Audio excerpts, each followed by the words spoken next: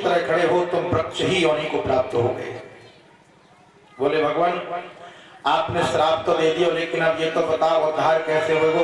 बोले भगवान श्री कृष्ण द्वापर युग में जब पूजा करेंगे ना, अपनी लीला करेंगे और उलूखन बंधन की जब उनकी लीला होगी ना, तुम्हारे मध्य से होकर के निकलेंगे, स्पर्श होते ही तुम्हारा उद्धार हो जाएगा।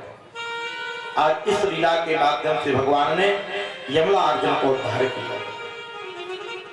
सज्जनों, लेकिन ये बात जब बाबा नंद को पता चली ना, बाबा नंद यशोदा पे बहुत क्रोधित भाई, यशोदा तुमने नेक माखन के पीछे लाला कन्हैया को उलूखन से बांध दिया। पता है यदि इतने विशाल वृक्ष गिरे हैं, एक भी वृक्ष की डाली मेरे लाला के ऊपर आ जाती तो पता नहीं भगवान का हो तो मेरे लाला जैसे तैसे वृद्धावस्था में हमें लाला को मुखारबिंद देखने को मिलो है। और बाबा नंद कहने लगे भैया अब हम जा ब्रज में ना रहेंगे। तो अब चर्चा ये हो गई कि जब वृंदावन में नहीं रहेंगे तो चलोगे कहां। सभी आपस में बैठ करके चर्चा करते हैं। तभी एक महाराज बड़े बूढ़े से गोप ने बाबा को एक सलाह दी, बाबा एक उपाय बतावे। बोले कहा यदि या वृंदावन में ना रहनो या गोकुल में ना रहनो तो एक जगह हमारे लिए बड़ी सुंदर है, वो कौन सी? वनम वृंदावनम नामम पशव्यम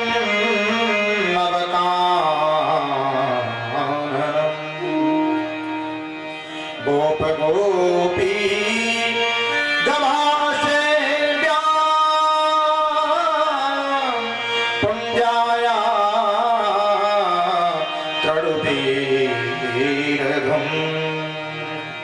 हमारे लिए एक जगह बहुत उपयोगी है, उस जगह को नाम है वृंदावन।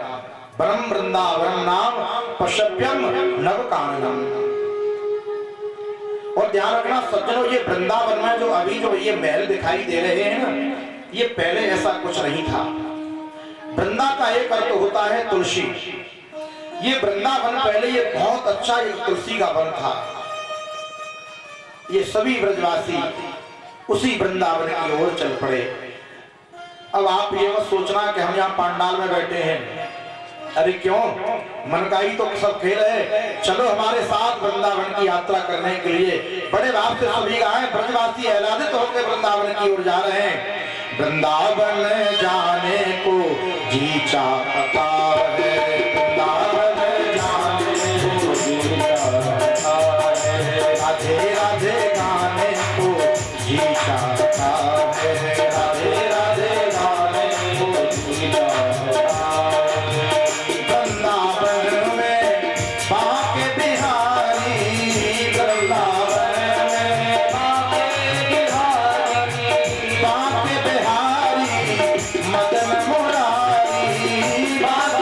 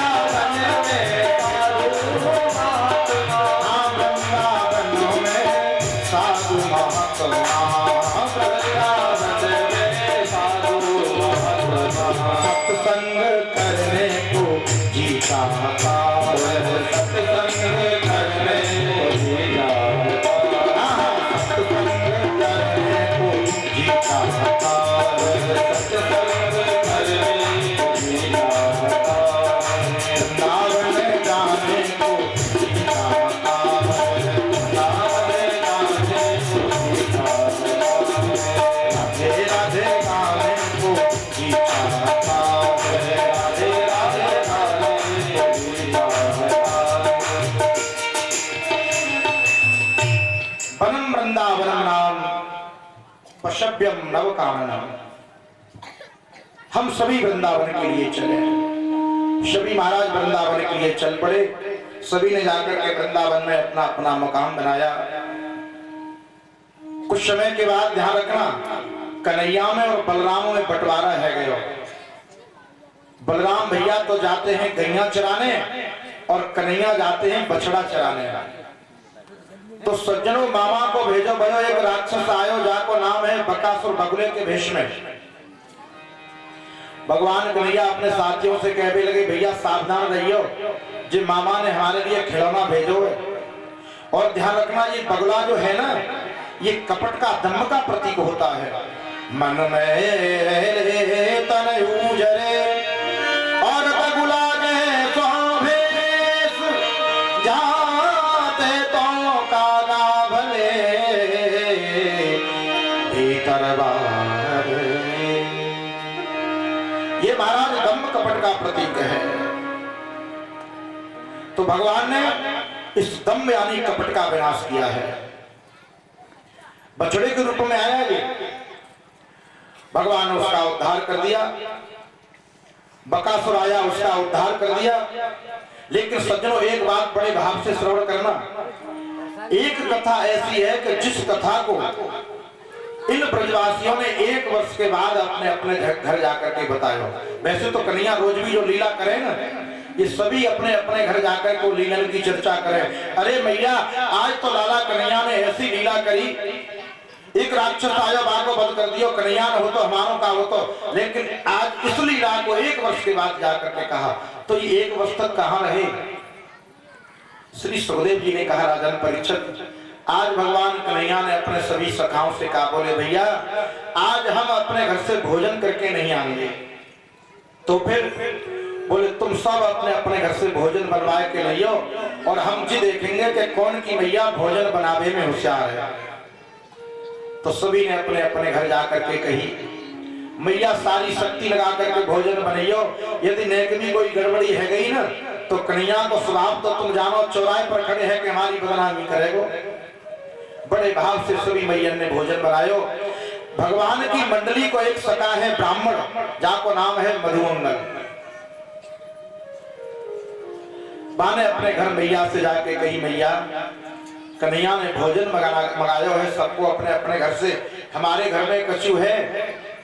मैया की आंखें नम हो गई, बेटा हमारे घर में तो कछू ना, हम तो खुद यशोदा के यहाँ से मांग कर खावे। तो मैया कछू तो देना ही पड़ेगा। मैया बोली, लाला और तो कछू ना है, 2-4 दिन की खट्टी छाछ रखी है, बाइक ले जाइए। एक कटोरे में मैया ने छाछ दे दी मधुमंगल को, और सभी ग्वाल बाल सुंदर सुंदर भोजन प्रसाद लेकर के गए। और पतो है भगवान कन्हैया तो बछड़ा देख रहे हैं, और ये ग्वाल बाल कन्हैया से अलग होकर के वृंदावन के उस वन में घूम रहे हैं। नए नए आए हैं ना, और घूमते घूमते जब आगे बढ़े तो मामा को भेजो भयो, एक राक्षस आयो जाको नाम है अगासुर, यानी अजगर के रूप में। तो उसने कहा काम किया कि एक ओट तो अपनो जमीन से लगाया और एक आकाश में। दूर से देखने में ऐसे मालूम पड़े जैसे कोई बहुत बड़ा पहाड़, और उस पहाड़ में कोई सुंदर सी गुफा हुई। धीरे धीरे ये सभी उसी की ओर जा रहे हैं। एक सका कहने लगो, चोरे लाला जी हमें लंबो लंबो सो का दिखाई दे रहा है। दूसरा देखो, एक उत्तर एक प्रश्न करेगा, दूसरा उत्तर देखो। अरे भैया हम तो पहली बार आए, हमें मालूम पड़े कि कोई गुफा है, चलो देखेंगे। और परीक्षित महाराज जब आगे बढ़े ना, तो अगासुर की जो लाल लाल जीव है ना, चोरे जी लाल लाल काएगा में। दूसरों कहने लगो, थोक ऊपर होना है, साधु महात्मा के आश्रम लाल रंग से ही पोते जाए। और आगे बढ़े तो महाराज अगासुर की जो बड़ी बड़ी डाढ़े दिखाई दे रही हैं, छोटे जामे जैसे खोटी सी गाय की गड़ी है। एक कहने लगो, भैया जामे 10-20 महात्मा होंगे, उनके झोला कमंडल टकवे की टाई खोटी गड़ी है, चलो तो महात्मा को दर्शन करेंगे। और महाराज जैसे ही उस अगासुर के मुंह में प्रवेश किया, एक कहने लगो, चौरे कोई राक्षस तो ना सो हमें खा जाए। तीसरा कहने लगो, चिंता क्या बात की है, हमारो कन्हैया है तो पीछे। आहा, कितना बड़ा विश्वास है अपने गोविंद पर, मेरो कन्हैया है तो पीछे। और जैसे ही मेरे गोविंद ने ध्यान लगा करके देखा कि मेरे सभी ग्वाल वाल तो अगासुर के मुंह में चले गए, मेरे गोविंद दौड़े और जैसे ही अगासुर के मुंह में भगवान ने प्रवेश किया, समझ गए यही हमारे स्वामी को दुश्मन है, तुरंत भगवान ने अपना ओठ दबाना प्रारंभ कर दिया। ध्यान रखना, भगवान के पास एक बहुत बड़ी योग विद्या है जिसका नाम है अड़ूर अड़यान महतो महियान। भगवान एक क्षण में तो एक अड़ू से भी ज्यादा छोटा रूप धारण कर सकते हैं और दूसरी क्षण महतो महियान भगवान विराट हो सकते हैं। पहले तो भगवान बहुत हल्के हुए और जैसे ही बाण ओठ बंद किया ना, एकदम से भगवान ने अपनी शक्ति को बढ़ाना प्रारंभ किया, बाकी श्वास अवरुद्ध हो गई और जैसे ही श्वास अवरुद्ध भई शरीर फट गए और भगवान ग्वाल वालों को लेके बाहर। और सज्जनों, अगासुर के बल के बाद भगवान उस वृंदावन के सुंदर वन में बैठे हैं, बीच में कन्हैया, इधर उधर ग्वाल वाल, जैसे नहीं कमल का पुष्प हो ऐसी शोभा बन चुकी है। और सभी अपना अपना भोजन, अरे लाला कन्हैया ने मेरे घर की खीर खा करके देखियो। एक कहने लोगों, अरे लाला मेरी मैया ने कितनी अच्छी पकौड़ी डाल के कड़ी बनाई है, एक चाक तो देख। और जाको जैसो भोजन भगवान सभी की वैसी वैसी बड़ाई कर रहे हैं। इस कथा को साधु महात्मा जरूर सुने। कोई मैया यदि घर में तुम्हारा निमंत्रण करे न, और माताओं का स्वभाव होता है जब थोड़ा भोजन कर लोगे तो मैया पूछेगी महाराज भोजन कैसो बनोगे, यदि गड़बड़ भी हो ना तो भी मैया की खूब बड़ाई करियो। अरे मैया तेरा भोजन ऐसो आनंद आयो, मैया आज तो ऐसो भोजन कभी ना आएगी। और यदि तुमने ने कभी बहुत तन्नी मन्नी करी तो मैया कान पकड़ेगी दारी के, इतनी मेहनत करके तो भोजन बनायो और वह भी तेरे को समझ में ना आया, तेरा निमंत्रण ही नहीं करूंगी कभी। दोबारा यदि भोजन करना चाहे तो मैया की खूब बड़ाई करो। प्रेम से बोलो जय श्री कृष्ण। सज्जनों, सभी ने भोजन, और ध्यान रखना इस दृष्टि को श्री ब्रह्मा जी महाराज में निवेदन करना चाहता हूं मेरे भाई बहन। इस कथा को जब आप सुनेंगे तब आपके समझ में आएगा कि कृष्ण की लीला कितनी योगेश्वरीय लीला है। जो ब्रह्मा भगवान की कल गर्भ स्तुति कर रहे थे माता देवकी के उस जेल में आकर के, आज वही ब्रह्मा इस दृश्य को देख रहे हैं आकाश मार्ग से। एक सगा ने कही, अरे कन्हैया जा मधुमंगल को देखियो, काले करके आयो, ये तो खुद ही पी गयो। और मधुमंगल जो खट्टी छाछ लेकर के आया था ना, वह सोच पे लगो कन्हैया इतनी अच्छे पकवान खा रहा है, ये खट्टी छाछ काहे को पी गयो, तो वह छाछ स्वयं ही पी गयो। कन्हैया दौड़े, कटोरे में छाछ नहीं मिली तो दोनों हाथों को पकड़ के अपनी जिह्वा से उसके होठों पर जो छाछ लगी थी ना उसी को चाटने लगे। ब्रह्मा सोचने लगे ये भगवान नहीं हो सकता, ये ग्वाल भी नहीं है, ये तो ग्वालिया गमार है। बताओ ये किसी का मुंह चाट रहा है, और यदि ये भगवान है तो मैं इसकी परीक्षा करूंगा। ध्यान रखना मेरे भाई बहन, ये जो बुद्धि है ना ये हमेशा दूसरे की परीक्षा लेती है, और भक्ति अपनी परीक्षा स्वयं देती है, भक्ति समर्पण करती है। और ये बुद्धि जो है ये दूसरों की परीक्षा लेती है, दूसरों का परीक्षण करती है। श्री ब्रह्मा जी महाराज ने कहा काम किया कि भगवान के जितने भी बछड़ा थे सब ब्रह्मलोक पहुंचा दिए। कन्हैया कहने लगे चौरे और खाए पीवे भी लगे रहोगे, बछड़ों को ध्यान है, तुम यहीं पर बैठियो, मैं बछड़ा देख करके आऊं। और जैसे ही कन्हैया बछड़ा देखने गए, ब्रह्मा जी ने ग्वाल वालों को भी ब्रह्मलोक पहुंचा दिया। अब थोड़ी देर के लिए तो मेरा कन्हैया भी भ्रमित हो गया, लेकिन ध्यान लगा करके देखा, ओहो ब्रह्मा तुम्हारी करतूत है, चिंता मत करो, मैं परीक्षा देने को तैयार हो जाओ।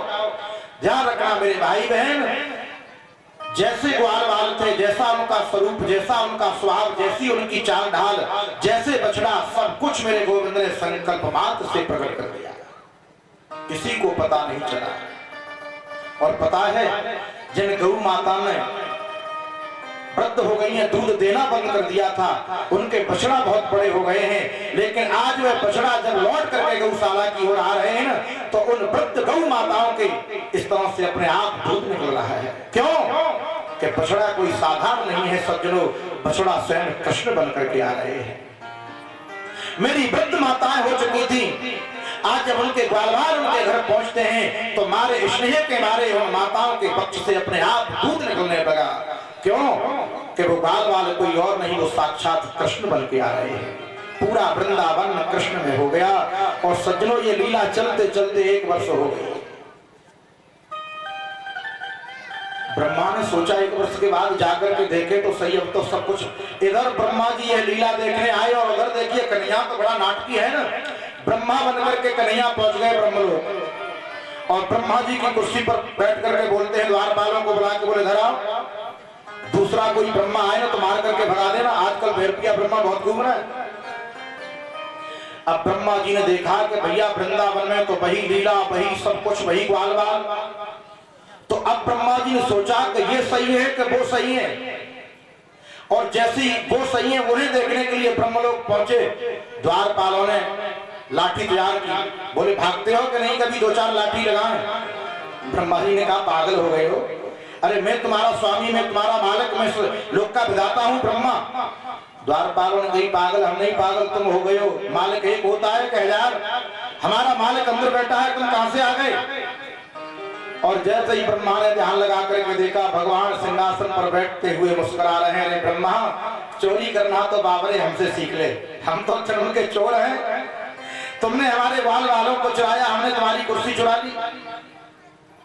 अब तो ब्रह्मा जी ने देखा परीक्षित महाराज के कोई 8 मुक्का ब्रह्मा, कोई हाथी पर, कोई महाराज ऊंट पर, कोई 11 मुक्का ब्रह्मा, कोई 21 मुक्का ब्रह्मा। ब्रह्मा जी ने पूछा क्यों भैया कहाँ जा रहे हो सब।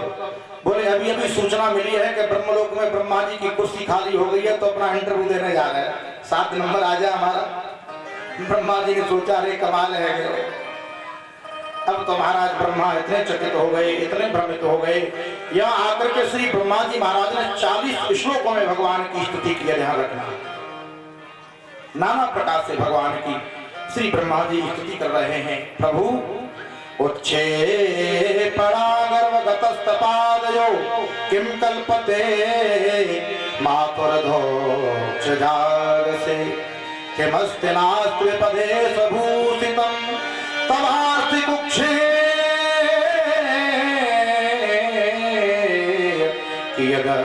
कियदप्यनन्ता।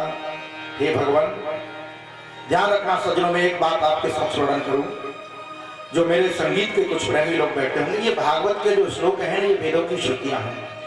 जो भी आप भागवत के श्लोक श्रवण करते हैं ना, प्रत्येक समय अनुसार ये रागों में वर्णन किए जाते हैं, जो हमने गुरु संतों की कृपा के द्वारा जो प्राप्त किया है। ये राग रागनी में आप इनको श्रवण करते हैं, भले ये संस्कृत के श्लोक आपकी समझ में न आते हों, लेकिन इनका कान तक पहुंचना ही आपके लिए श्रेष्ठ होगा।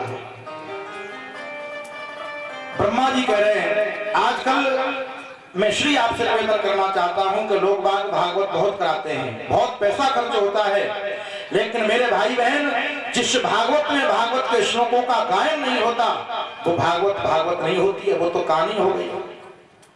भागवत के अंदर भागवत के श्लोकों का गायन होना बहुत आवश्यक है। ब्रह्मा जी महाराज हाथ जोड़ के प्रार्थना करते हैं, प्रभु मैं तो आपका बालक हूं, मुझे क्षमा करो। भगवान ने कहा तुम बालक क्यों, तुम तो हमारे बाप हो, परीक्षा ले रहे हो, और ले लो परीक्षा। अरे नहीं नहीं भगवान, मुझे तो आप ऐसे क्षमा कर दो जैसे एक बालक अपनी माँ के गर्भ में होता है ना, उच्चे परम गर्भगतस्थ पादेयो, और जब 9 मास पूर्ण होने को आते हैं तो वह बालक अपनी माँ के उदर में हाथ पैरों को चलाता है, तो माँ को स्वाभाविक है पीड़ा होगी। तो कोई माँ ये नहीं सोचती है कि जब तेरा जन्म होगा ना तब एक एक कष्ट का बदला गिन गिन करके लोगी। नहीं नहीं प्रभु, माँ तो हमेशा उस बच्चे पर करुणा और कृपा करती है। इसी प्रकार अपना अबोध बालक समझ करके मुझे क्षमा कर दो। श्री सुखदेव स्वामी वर्णन कर रहे हैं, राजन परीक्षित, भगवान को इतना क्रोध था कि ब्रह्मा को भगवान ने क्षमा नहीं किया। ब्रह्मा दूसरे ही भगवान के चरणों में नतमस्तक होकर के वहां से चले गए। अब भगवान 6वें वर्ष में प्रवेश कर रहे हैं। कार्तिक मास की शुक्ल पक्ष की जो अष्टमी होती है ना, उसी अष्टमी को भगवान के हाथों से आज गौ माता का पूजन हुआ, जिसे आज हम गोपाल अष्टमी कहते हैं। आज से भगवान को एक नाम पड़ गया। बोलिए गोपाल कृष्ण भगवान की जय हो। भगवान गोपाल हो गए, अब भगवान गौ चारण करने के लिए जाते हैं। श्री सुखदेव जी इस भाव को बड़े सुंदर भाव से वर्णन कर रहे हैं। राजन परीक्षित, जब भगवान गौचारण करने के लिए जा रहे हैं ना, तो ये जो ब्रज की गोपियां हैं ना, ये समस्त गोपियां केवल भगवान के चिंतन में ही लगी रहती हैं, भगवान की स्वरूप माधुरी का ही केवल वर्णन करती हैं।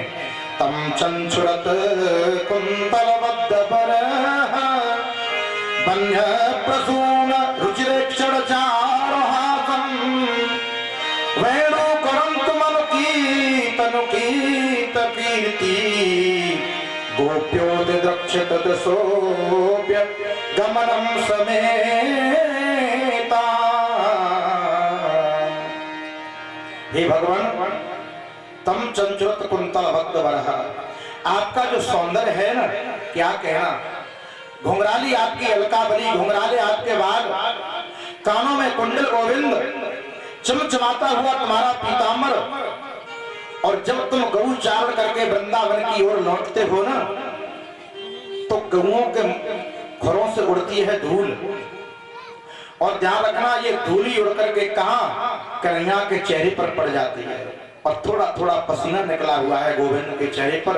तो गोपियां कह रही हैं कि हे गोविंद, वो है बालू के कण तुम्हारे चेहरे पर जो छिप गए हैं ना, वो ऐसा मालूम पड़ता है जैसे सूर्य और चंद्र ने अपने समस्त तारागणों को साथ में लेकर के तुम्हारे इस चेहरे का सौंदर्य और बढ़ा दिया हो।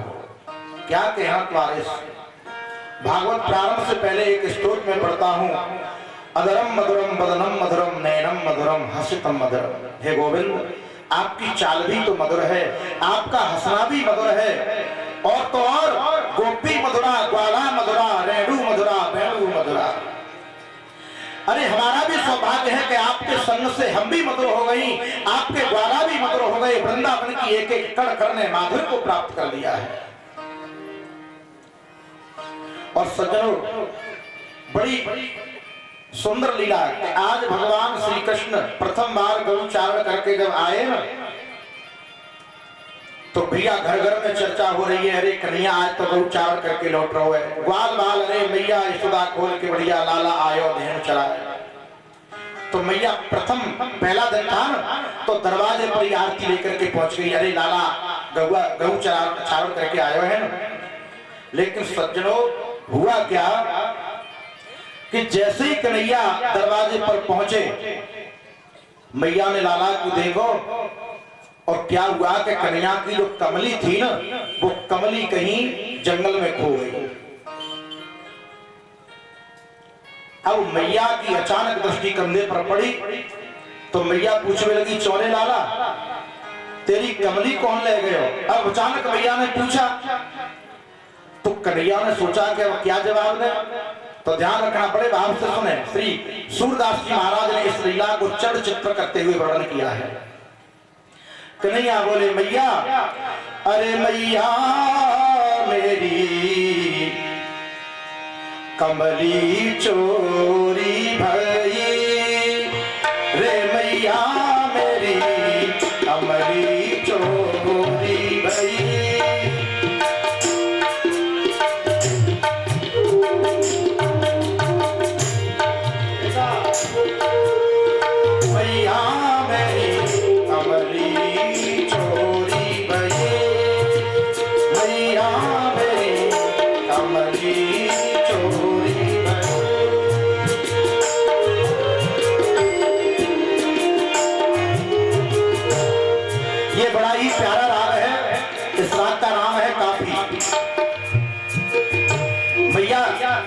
लाला से बोली, लाला तेरी चोरी कमली चोरी है गई? बोले हाँ। कमाल है, वो तेरी चोरी कैसे है गई? क्योंकि तुम तो चोरों को सरदार है। कन्हैया बोले, अब मैया को कैसे समझा?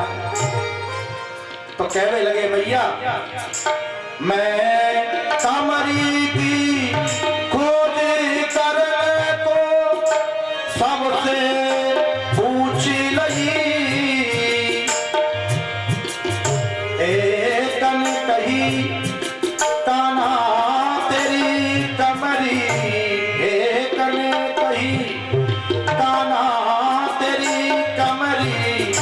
जमुना में जाते बही कमरिया, जमुना में जाते बही।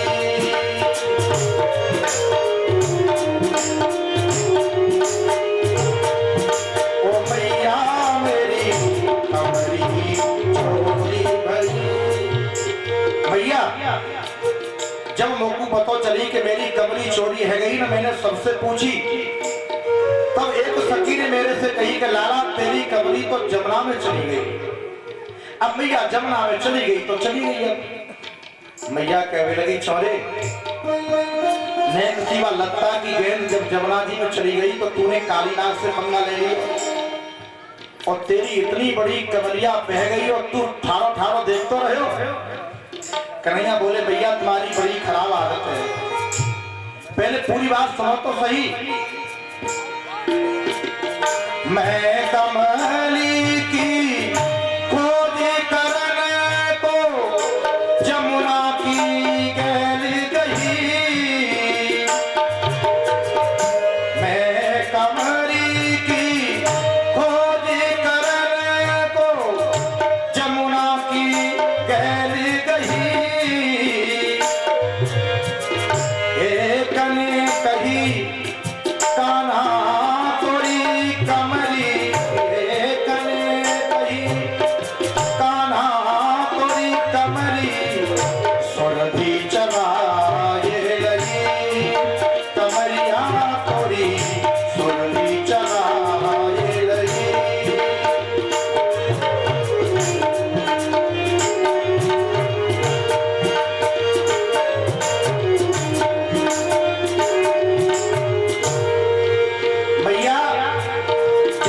जमुना जी में कूदवे के लिए चलो ना तो एक गोपी दौड़ के आई, अरे लाला कन्हैया कन्हैया तेरी कमलिया तो सुरभि यानी गैया चलाए गई। अब मैया अब गैया चलाए गई तो उनका गैया गुमान छुड़ डालेंगे। अब कन्हैया जो सोच रहे हैं कि किसी तरह से आपस चले तो सही, लेकिन मैया भी आज तो बाल की खाल निकालने पे लगी है। चोरे लाला यदि गैया ने चलाया होगा तो नेकात तो कौन डरी होगी, चल दिखा तो सही। अब कन्हैया फिर चक्कर में पड़ गए, अब क्या करें। माँ अभी पूरी बात हुई कहाँ है, पूरी बात सुनो तो सही। मैं कमली की खोज करने को फिर काती गैल गई। अभी एक गोपी ने आके कही, एक ने कही कान्हा तोरी कमली, एक ने कही कान्हा तोरी कमली, राधा चुराए लई कमलिया तोरी राधा चुराए लई।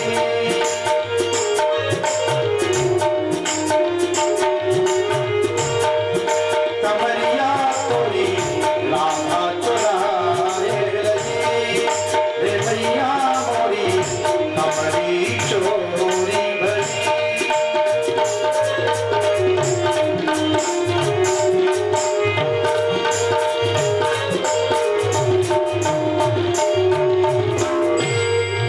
अब भैया जैसे ही मैं खड़का के लिए गयो तभी एक गोपी ने आकर के कही कि लाला